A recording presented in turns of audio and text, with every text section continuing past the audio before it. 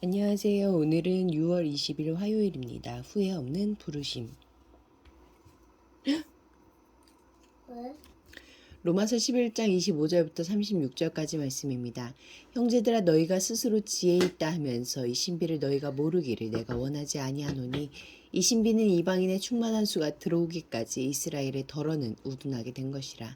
그리하여 온 이스라엘이 구원을 받으리라. 기록된 바 구원자가 시온에서 오사 야곱에게서 경건하지 않은 것을 돌이키시겠고 내가 그들의 죄를 없이 할 때에 그들에게 이루어질 내 언약이 이것이라 함과 같으니라. 복음으로 하면 그들이 너희로 말미암아 원수된 자요 택하심으로 하면 조상들로 말미암아 사랑을 입은 자라. 하나님의 은사와 부르심에는 후회하심이 없느니라. 너희가 전에는 하나님께 순종하지 아니하더니 이스라엘이 순종하지 아니하므로 이제 긍휼을 입었는지라. 이와 같이 이 사람들이 순종하지 아니하니 이는 너희에게 베푸시는 긍휼로 이제 그들도 긍휼을 얻게 하려 하심이라. 하나님이 모든 사람을 순종하지 아니하는 가운데 거두어두심은 모든 사람에게 긍휼을 베풀려 하심이로다.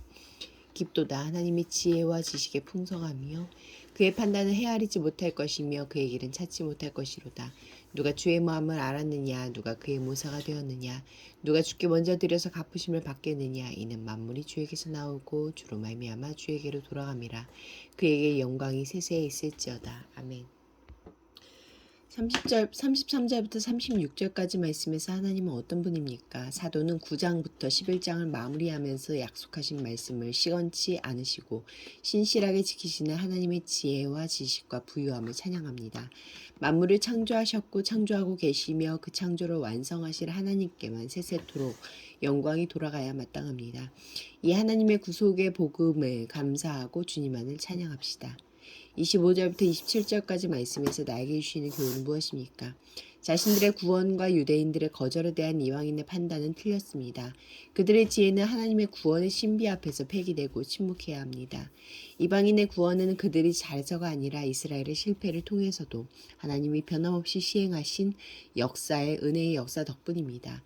하나님이 부르신 온 이스라엘을 향한 계획 역시 유효합니다. 이스라엘을 향한 구원 역사는 지금도 진행되고 있지만 구원자 예수께서 다시 오실 때에 완성될 것입니다.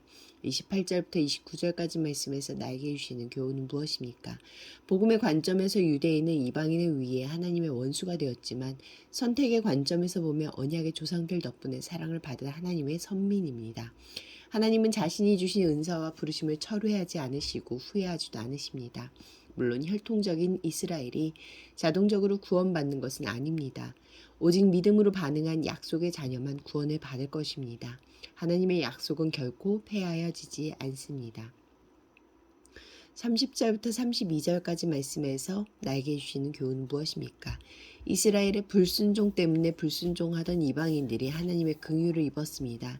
그러니 이제 불순종하는 유대인들이 이방인들에게 임한 하나님의 긍휼을 보고 돌아와 하나님의 긍휼을 입을 날이 올 것입니다.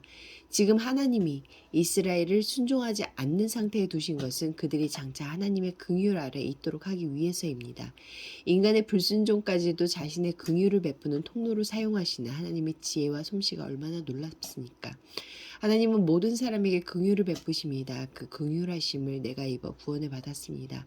이제 불순종하는 사람들에게 하나님의 긍휼 베푸시기 기도하기 기대합시다. 기도하시겠습니다. 공동체를 위해서는 놀라운 구속을 모든 시간과 모든 공간에서 신실히 이루신 하나님만 영광 받으소서. 열방을 위해서는 나이지리아 새생명교회에 무장 세력이 침투하여 예배 중이던 교인 16명을 납치해갔다. 정부가 무장 세력에 대해 단호한 조치와 대책을 강구하여 그리스도인들을 보호하도록 함께 기도하시겠습니다.